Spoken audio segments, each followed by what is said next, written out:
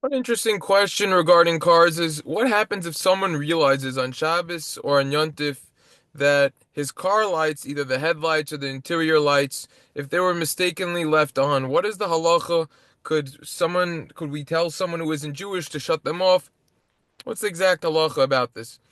So the answer is that if someone who isn't Jewish sees that the lights were left on accidentally and offers to shut them off, then one is allowed to accept his offer. Now, generally, and this is a major discussion of itself, Amir La'akum, it's forbidden to directly benefit from an action of someone who isn't Jewish on Shabbos, even if he offers to do something which we are not allowed to do on our own, right? Shutting off the lights, however, is considered an indirect benefit, aka it's a preventative action, which is therefore permissible.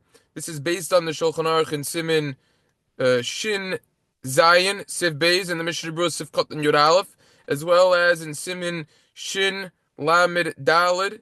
Take a look over there at Os Chaf Hey and the Mishnah Berurah over there in Siv Koton Samach Aleph. So take a look over there. Now, if there isn't someone there who isn't Jewish who is offering to shut off the lights, it's permitted for us to hint to someone who isn't Jewish that the light should be turned off. In other words, it's permissible to say, "Oh, it's a pity that the battery is going to die," right? On a gas car, the 12-volt battery, etc. Now, if this hint will not be understood, and if the battery will probably die, consequently causing a inconvenience of number one, time, and number two, monetary inconvenience, it will cost money to pay for a new battery that costs a couple $100, whatever it is. So then it's permissible to ask outright to someone who isn't Jewish to directly shut the lights off. Why? The reason is because most poskim, which means rabbis, hold that extinguishing, a light on Shabbos is a problem midrabanan. It's a rabbinic prohibition. All right, that's what they say. Take a look at the Mishnah Berurah in Reish Ayin Ches Oz Gimel. So therefore, they hold it's rabbinically prohibited.